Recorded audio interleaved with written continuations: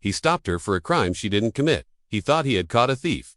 But in seconds, one ID card would flip the script and destroy his career. It was a warm spring afternoon in the city, the kind where sunlight bounced off tall glass buildings and the hum of traffic filled the air. Judge Vanessa Moore, dressed in a navy blazer over a crisp white blouse and comfortable jeans, was finally heading home after a long day presiding over cases in court. Her black luxury sedan glided down the avenue, the faint sound of jazz playing from the radio. She wasn't thinking about work anymore, just a quiet evening and maybe a glass of tea on her balcony. But her peace was cut short when flashing blue lights suddenly appeared in her rearview mirror. She frowned, easing her car to the side of the road. She hadn't been speeding, hadn't run a red light. What could this be about? The officer approached quickly, his posture stiff, his expression unreadable behind dark sunglasses. "License and registration," he said, his tone clipped and commanding. Vanessa complied without hesitation, handing over her documents while asking, "Is there a problem, officer?" He looked down at her paperwork, then back at her with a faint smirk. "Yes, there is. This vehicle has been reported stolen." For a moment, Vanessa thought she'd misheard. "I'm sorry," she asked, her voice steady. "That's impossible. This is my car." But the officer's face didn't soften. Without explaining further, he took a step back and pressed the radio on his shoulder, calling in backup. The rising wail of approaching sirens grew louder, and soon 2 more patrol cars pulled up, boxing her in. Drivers slowed to watch. Strangers glanced curiously from the sidewalks. Vanessa sat there, her heartbeat steady but her mind racing. As the officer prepared to take the situation further, without realizing who he was really dealing with, Vanessa stepped out of her car, the sunlight casting a long shadow on the pavement. Her calm demeanor didn't match the chaos forming around her, but inside, she felt the sting of disbelief. The first officer, tall and broad, kept his hand resting near his holstered weapon as if expecting trouble. "Ma'am, step to the side," he ordered sharply. She complied, keeping her voice measured. "Officer, I think there's been a mistake. I've owned this car for 3 years. I have all the documents you need." But he wasn't interested in hearing her out. "Save it for the station," he said flatly, nodding toward the approaching backup officers. The second officer, younger and visibly nervous, began circling her car, peering through the tinted windows as if hunting for proof of guilt. The third officer stood a few feet back, arms folded, his gaze fixed on Vanessa like she was already guilty. Passersby slowed down, some pulling out their phones to record. Vanessa could hear the faint whispers. "What's going on? Is she in trouble?" Her jaw tightened. She knew too well how quickly these situations could spiral. The lead officer stepped closer, his voice low but condescending. "You fit the description we got, and the plates match a stolen vehicle report from earlier today. That's all I need." Vanessa's eyes narrowed slightly. "That's not all you need, officer. You need facts. And you don't have them." The man gave a short, dismissive laugh, then gestured for one of the other officers to move in. Vanessa stayed still, her hands relaxed at her sides. But her mind was already preparing for the moment she would turn this entire encounter upside down. A moment the officer clearly never saw coming. Tension thickened as the younger officer began inspecting every inch of Vanessa's car, jotting notes on a small pad. The lead officer kept his eyes locked on her, his stance wide, as though she might bolt at any second. "You have any proof this car is yours?" he asked, his tone more accusation than question.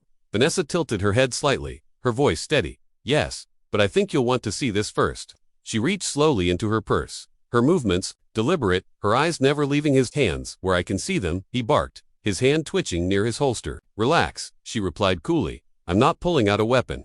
From the depths of her bag, she withdrew a slim black leather wallet. With a practiced flick, she opened it and held it up so the sunlight caught the glint of the gold badge. Inside, the officer's expression faltered. "Judge Vanessa Moore," she said evenly, her voice carrying both authority and restraint. "Superior Court." For a moment, the street fell silent except for the distant hum of traffic. The younger officer froze mid-step, his pen hovering above the pad. The third officer, until now, stoic and silent, blinked and took a subtle step back. The lead officer's jaw tightened as the reality sank in. He had just accused and detained a sitting judge for a crime she didn't commit. Vanessa kept the badge raised between them, her gaze sharp. "Now," she said, "would you like to start over, or should we continue this conversation in front of Internal Affairs?" The words cut through the air like a blade, and for the first time since the stop began, the officer's confidence wavered. The moment Vanessa's badge caught the light, the dynamic on the street changed. The smug authority in the lead officer's eyes faded into something almost like fear. He opened his mouth, then closed it again, clearly searching for words that wouldn't make this worse. The younger officer slowly stepped away from her car, his eyes darting between his superior and the judge.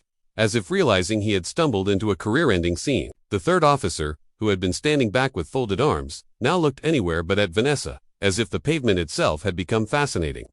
Around them, a small crowd had formed. People on the sidewalk angled their phones higher, recording. Every second, a few whispered loudly enough for everyone to hear, "She's a judge. That cop's done for." Vanessa took one step forward, her voice low but powerful. "Officer, you have just publicly accused and detained a judge without cause. You've escalated without investigation, and you've done it all in front of witnesses and cameras."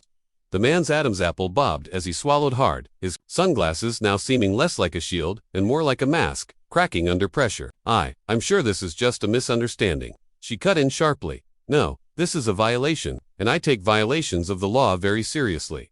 Her words hung in the air like a verdict. The officer shifted his weight, visibly smaller now, as the crowd closed in slightly, eager to catch every word.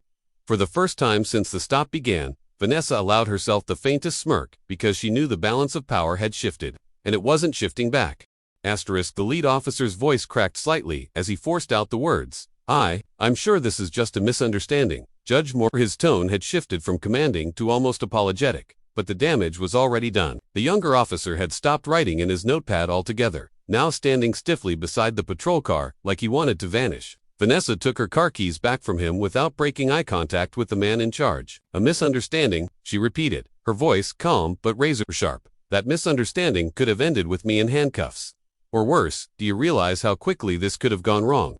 The officer's mouth opened, then closed. Again, he muttered something about just following procedure, but it sounded weak, even to him. Vanessa slid her badge back into her purse, her every movement deliberate. "Procedure," she said evenly, "is meant to protect people, not humiliate and endanger them. You skipped every step of proper investigation." The small crowd around them had grown bolder, some murmuring their agreement, others still recording with their phones. The younger officer's gaze flicked nervously between Vanessa and the cameras, clearly aware this moment would follow them all long after today. Vanessa took a single step closer to the lead officer, her eyes locked. "Honest, you'll be hearing from me," she said, her voice steady as stone. "And from your department's internal affairs unit." Without waiting for a reply, she opened her car door, slid inside, and started the engine. As she pulled away, the officer remained frozen on the sidewalk, the weight of what had just happened settling on his shoulders. For the first time in his career, he knew he had no control over what came next and that his badge might not survive it. The career-ending 2 weeks later. The lead officer sat stiffly in the police chief's office, the blinds drawn, the air heavy with tension. On the desk in front of the chief lay a thick manila folder full of witness statements, body cam footage, and the countless videos that had gone viral across social media. Millions had watched the moment he accused Judge Vanessa Moore of stealing her own car, and millions more had weighed in with outrage. The mayor's office had issued a formal statement condemning racial profiling and misuse of authority. Internal Affairs had completed their investigation in record time, citing multiple breaches of protocol and abuse of power.